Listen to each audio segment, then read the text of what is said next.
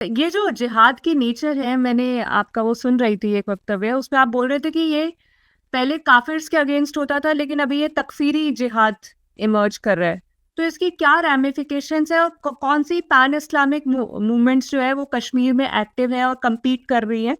देखिए, अब इसमें मैंने ये कहा था कि भाई जो ये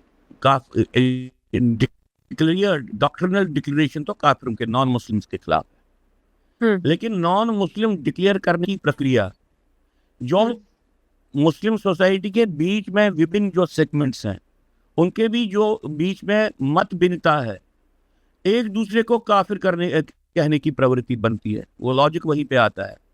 जमात इस्लामी वालों को देवबंदी बोलेंगे कि ये काफिर हैं, देवबंदियों को अहले हदीस वाले बोलेंगे कि ये काफिर है।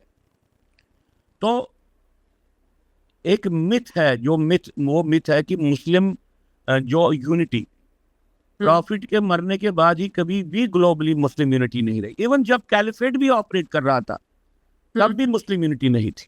अगर मान लीजिए मिडिल ईस्ट कोई एंटिटी है तो फिर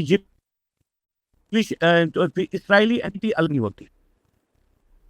समझ रहे हैं आप मेरी बात? फिर इराक अलग नहीं होता। अगर सब लोगों की आइडेंटिटी अरब है और सब इस्लामिक हैं, फिर ये डिफरेंटली एग्जिस्ट क्यों करते हैं? फिर सऊदी अरबियन, या जिसको आजकल सऊदी अरबिया कहा जाता है, वहां से ही रिवोल्ट हो गया टर्किश ऑटोमन एम्पायर के खिलाफ।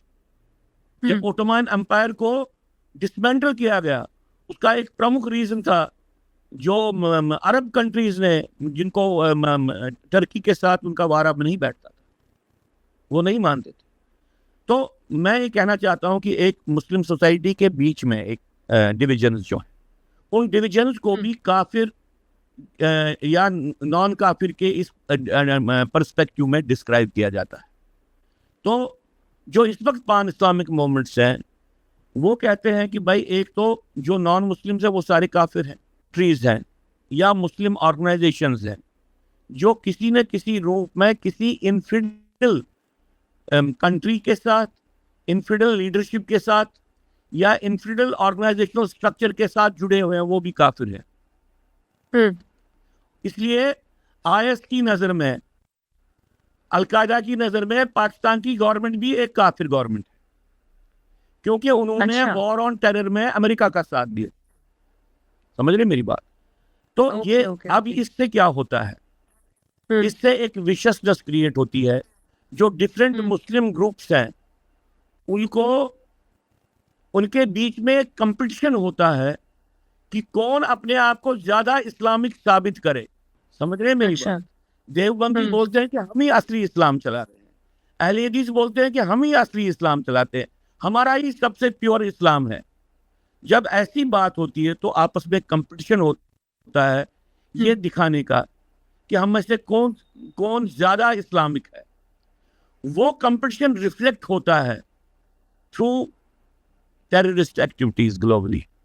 कौन कितनी ज्यादा टेररिस्ट एक्टिविटी कर सकता है इनफिडल इंडिविजुअल्स के खिलाफ या इनफिडल सोसाइटीज के खिलाफ या इनफिडल स्टेट्स के खिलाफ। ये प्रक्रिया चलती है, वो एक विषम परिस्थिति बनाती है। तो फिर अहले हदीस और देवबंदियों के बीच में लड़ाई होगी कि भाई कश्मीर में सबसे ज्यादा काफिरों की को डैमेज करने का काम कौन कर रहा है, जैश मोहम्मद कर रहा है कि लश्कर तोयबा कर रहा है। तो इस कंपटीशन में जो थ्रेट टू नॉन मुस्लिम्स हैं, जो डेंजर्स टू नॉन मुस्लिम्स हैं, वो सबसे ज्यादा बढ़ जाते हैं। इसी बात को नजरअंदाज मोदी गवर्नमेंट ने किया पिछले 10 साल। उन्होंने समझा कि हम पाकिस्तान को धमकी देते हैं तो सारी मिलिटेंसी को हम कंट्रोल कर लेंगे, लेकिन उनकी नजरों के सामने मोर मिलिटराइज्ड, मोर सोफिस्टिकेटेड मिलिटेंसी टेररिज्म चल रहा है। वो इसको एक्सप्लेन नहीं कर पा रहे ये कैसे है। मुस्लिम ब्रदरहुड है, they are not averse to democratic participation. वो डेमोक्रेसी में घुस के आपको अंदर रॉट क्रिएट करते हैं और आपको खा रहे हैं।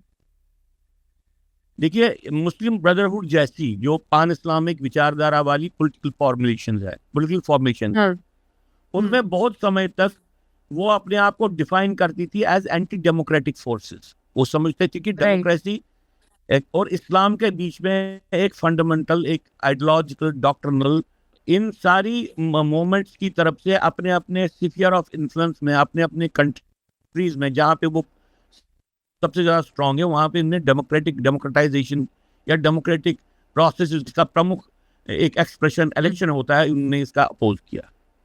इंडिया में सिर्फ जम्मू कश्मीर एक जगह है जहाँ पे एक मुस्लिम लीडर को इंस्टॉल किया, जो शेखुबला था, जिसने ये समझा कि हम डेमोक्रेटिक सिस्टम के भीतर में घुस के इलेक्टोरल पॉलिटिक्स को इस्तेमाल करके एक मुस्लिम स्टेट को बिल्ड कर सकते। तो इन्हें वे नेशनल कॉन्फ्रेंस एक पॉइनियर है एक मुस्लिम स्टेट को बनाने में with in a democratic secular domain. बहुत समय तक मुसलमान जो पान इस्लामिक ग्रुप्स हैं, इनको ये बात समझ में नहीं आई है, लेकिन पिछले 3 दशक से ज़्यादा, पिछले 4 दशक में एक आइडियोलॉजिकल या आपका एक स्ट्रेटेजिक आइडियोलॉजिकल ट्रांसफॉर्मेशन नहीं, स्ट्रेटेजिक ट्रांसफॉर्मेशन आ गई, जहाँ पे पान इस्लामिक ग्रुप समझते हैं कि आप डेमोक्रेटिक प्रोसेसेस में अंदर घुस के इसका कब्जा कर सकते हो।